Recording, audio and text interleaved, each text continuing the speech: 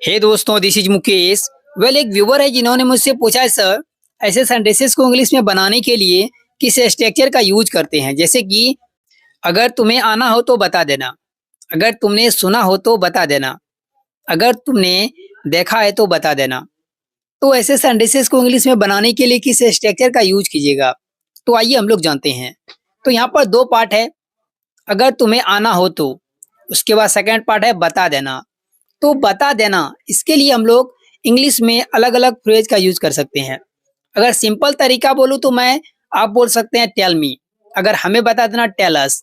इसके आगे डू लगा देंगे तो वो सेंटेंस में जोर पड़ जाता है, मुझे बता ही देना। डू टेल मी या डू टेल अस में से कोई एक लगाना पड़ेगा, या नहीं तो आप लगा सकते हैं let me know. Let me know अगर हमें है तो let us know. Let me know या लेट अस नो में कोई भी एक लगाइएगा, या नहीं तो do tell me, do tell us. उसके बाद हम लोग लगाएंगे if.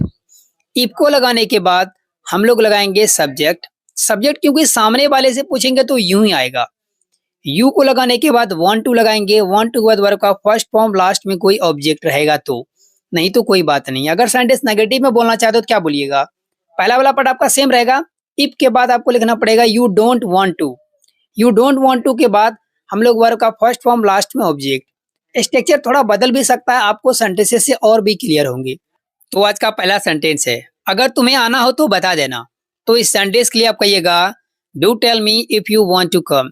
Do tell me if you want to come, या नहीं तो let me know if you want to come. Let me know if you wanna come.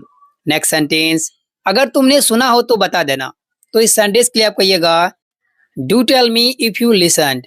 Do tell me if you listened, या नहीं तो let me know if you heard. Let me know if you heard.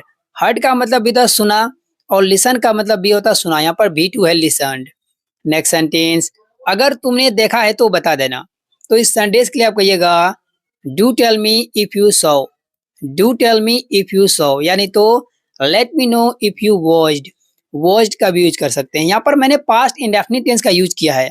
Want to वाला sentence होगा जैसे कि आना जाना, अगर ये सब रहेगा तब लगेगा वांट टू वाला।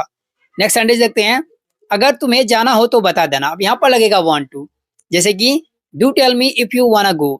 Do tell me if you wanna go, या नहीं तो let me know if you want to go. Next sentence, अगर तुम्हें ना पसंद हो तो मुझे बता देना। और चलिए यहाँ पर हमें बता देना बनाते हैं। तो इस सेंटेंस के लिए आप कहिएगा do tell us if you don't like.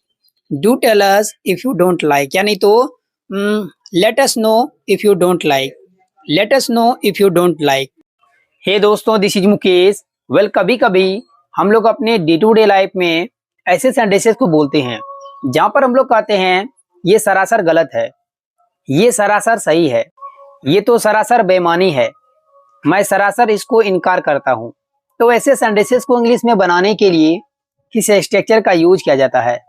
मैंने यहाँ पर सेंटेंसेस अलग अलग लिए हैं, तो स्ट्रक्चर भी जो है अलग अलग होंगे। बट यहाँ पर इंपॉर्टेंट बात यह है कि सरासर, ये जो वर्ड आया है, सरासर गलत, सरासर सही, सरासर झूठ, सरासर बेईमानी, तो यहाँ सरासर के लिए हम लोग अलग अलग वर्ड्स यूज कर सकते हैं अलग अलग सेंटेंस में। जैसे यूज कर सकते हैं अटरली का, कंप्लीटली, या नहीं तो टोटली, अब्सोल्युटली।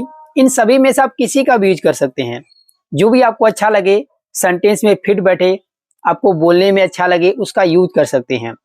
लेते हैं कुछ सेंटेंसेस ताकि आपको इसका यूज जो है और भी बेहतरीन तरीके से समझ में आ जाए।